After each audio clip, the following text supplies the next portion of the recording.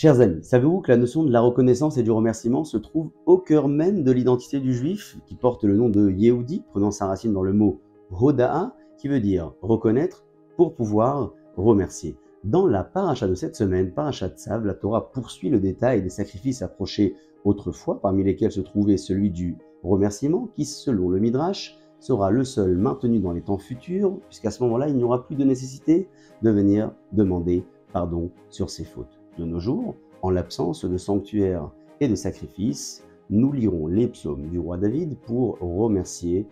Hachem.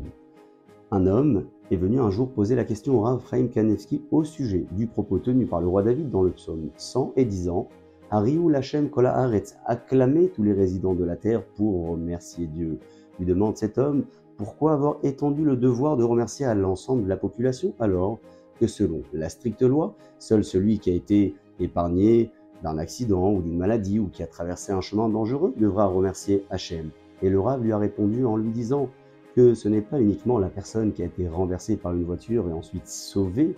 d'une mort certaine qui remerciera Hachem pour ce miracle, mais c'est aussi celui et celle qui traverse tous les jours la voie et qui n'a pas été renversé par cette voiture-là. À nous d'en tirer notre propre conclusion en remerciant Hachem tous les jours pour ce qu'il nous accorde et également pour ce qu'il ne nous accorde pas. À très bientôt et Shabbat Shalom.